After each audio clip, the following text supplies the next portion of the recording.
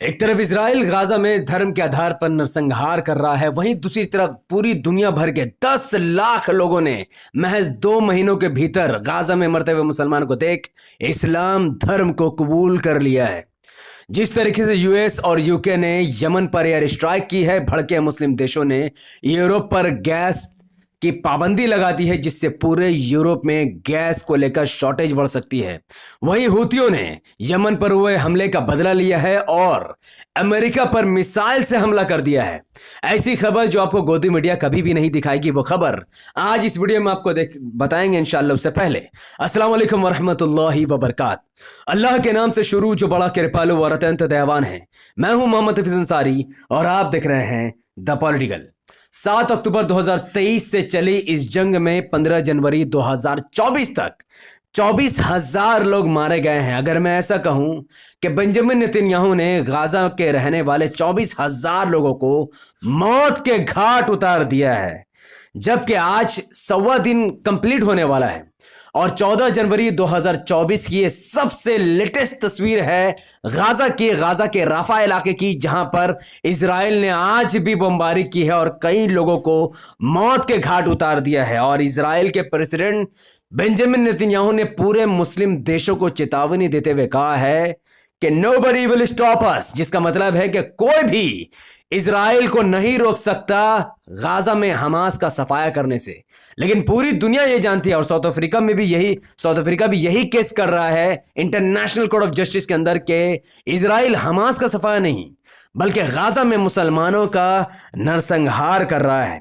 वहीं हमास ने एक वीडियो जारी किया है जिसने इजराइल सरकार के मुंह पर बहुत बड़ा तमाचा लगाया है।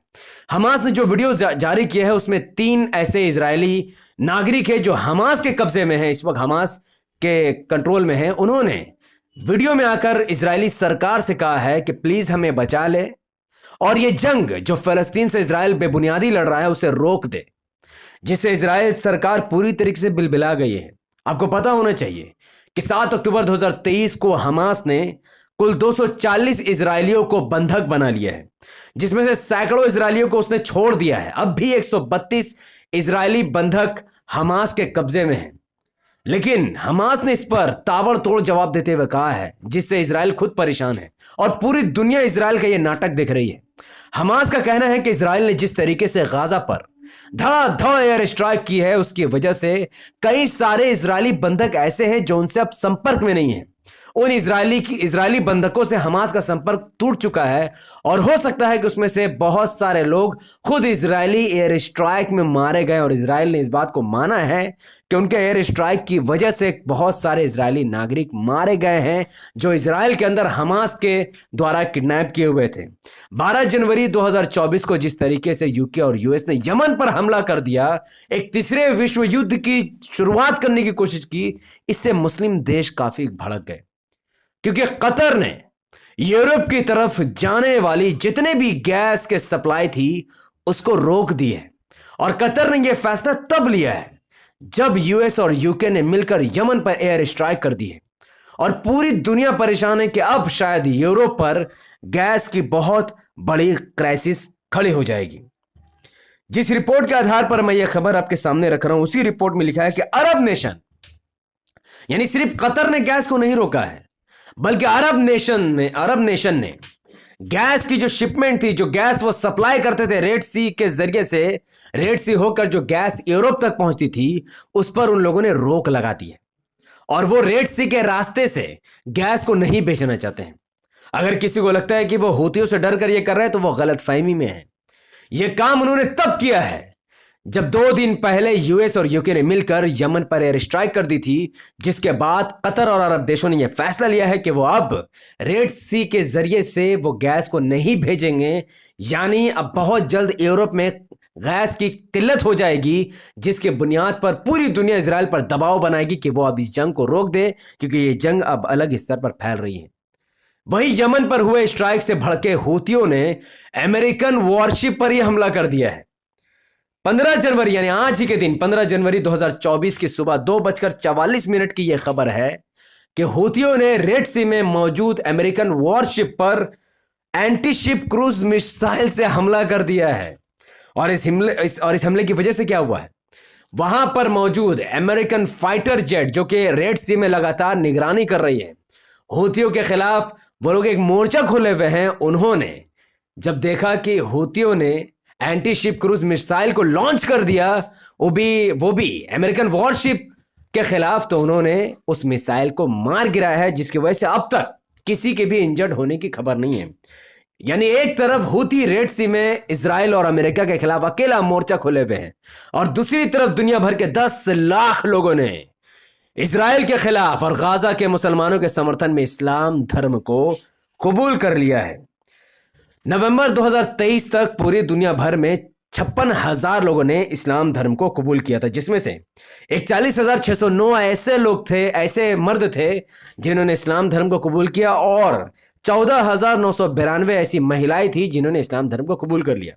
लेकिन अक्टूबर से जनवरी तक चली इजराइल और गाजा के इस जंग में सिर्फ 2 महीने के भीतर 10 लाख लोगों ने इस्लाम धर्म को कबूल कर लिया। इसमें सिर्फ आम लोग ही नहीं, बल्कि ऐसे स्टार थे जो लोग दूर में बैठकर इजराइल का सिर्फ बहिष्कार करने के अलावा भी उन्होंने गाजा के मुसलमानों के समर्थन में यहूदी धर्म को छोड़कर, क्रिश्चियनिटी धर्म को छोड़कर इस्लाम धर्म को कबूल कर लिया है।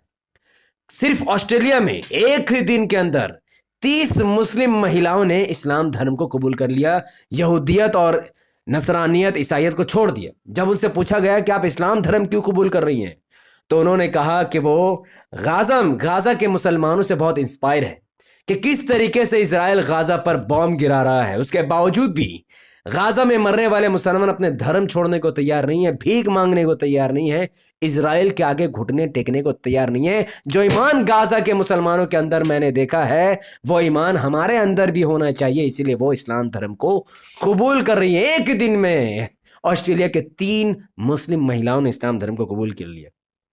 उसी तरीके के अमेरिका के एक famous TikTok star Megan rice ने भी इस्लाम धर्म को कबूल कर लिया।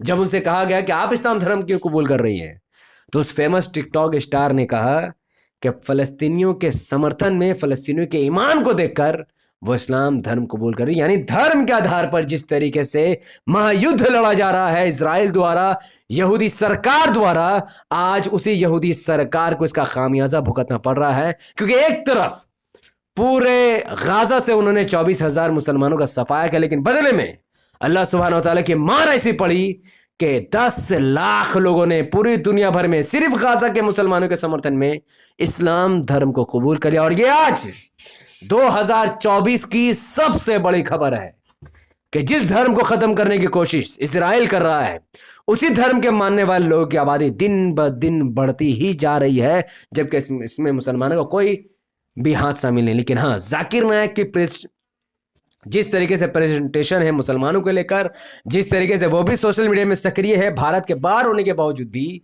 उनके बयानात की वजह से और फलस्तीन की वजह से आज 10 लाख लोगों ने इस्लाम धर्म को कबूल किया। तो ये है अब तक की बहुत बड़ी खबर जो मैंने आपके सामने रख दी है। अब अमेरिका क्या हूतीस से वापस बदला लेगा? क्या हूतीस रेड सी में इसी तरीके से निशाना साधते रहेंगे? और क्या करेगा 56 मुस्लिम देश जब रेड सी से उनके तमाम के तमाम कारोबारी ठप हो जाएंगे? पूरी वीडियो विस्तार से इंशाल्लाह अगली वीडियो में समझेंगे। उससे पहले अगर आप सब इस वीडियो को हमारे यूट्यूब चैनल में देख रहे हैं और आप चाहते हैं कि ये वीडियो लाखों लोगों तक पहुंच जाए, यूट्यूब का एल्गोरिथम कहता है कि जब किसी वीडियो पर लोग लाइक करते हैं, उसके लिंक को व्हाट्सएप, फेसबुक, इंस्टाग्राम पर शेयर करते हैं, अपनी बातों को धड़ाधड़ कमेंट पर रखते हैं, यूट्यूब ऐसे वीडियो को लाखों लोगों तक पहुंचा देता है। तो इस वीडियो को लाइक कीजिए, इसके लिंक को व्हाट्सएप, फेसबुक, इंस्टाग्राम पर शेयर कीजिए, अपनी बातों को धड़ाधड़ कमेंट पर रखिए कि इजराइल और फलस्तीन में चल रही इस जंग में आप किसके साथ खड़े हैं और क्या आपको भी मुसलमान हो जाना चाहिए? अगर आप फलस्तीन के समर्थन में खड़े हैं, अपनी बात कमेंट पर जरूर रखिए। हमारे यूट्यूब चैनल द पॉलिटिकल को सब्सक्राइब कीजिए और बेल आइकन को हिट कीजिए। अगर आप सब इस वीडियो को हमारे Facebook channel the political news पर देख रहे थे तो इसे लाइक और फॉलो कीजिए, 5 बड़े ग्रुप में शेयर कीजिए, मुझे अपनी दुआ में याद रखें। बहुत बहुत शुक्रिया। अस्सलाम वालेकुम वरहमतुल्लाहि वबरकात। अल्लाह की सलामत रहमत बरकात अब तमाम भाइयों और बहनों पर हो। मैं अल्लाह भी पीस अपॉन अस।